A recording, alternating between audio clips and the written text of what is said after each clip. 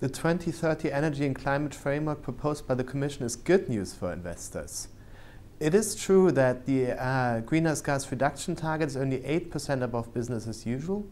It is true that the renewable energy target might just happen as a baseline scenario. It is true that energy efficiency, one of the most cost-effective ways of reducing emissions, is not receiving the attention it deserves. But the 40% greenhouse gas reduction target is the most ambitious in the world. This is a deal that allows the ambitious countries in the European Union to push forward strongly, whilst the laggards can sign up to this deal. This may not be the best deal for the climate, but it is the best deal for the climate that may actually get adopted.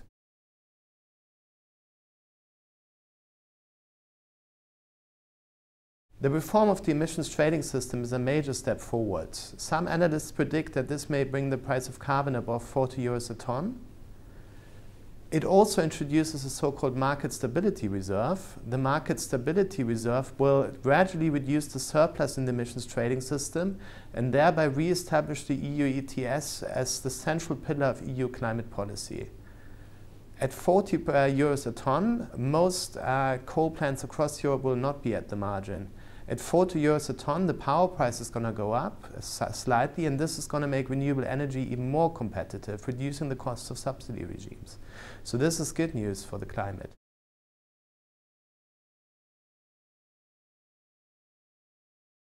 Investors were faced with an impossible choice between investing into high carbon assets that are at risk of becoming stranded and low carbon assets that faced an uncertain policy future.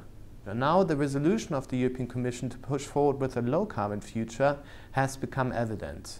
This means that investors now really know where the power sector is heading.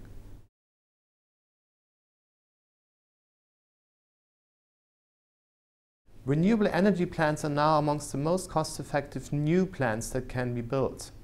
And this trend will continue because the cost of renewable energy is coming down even further.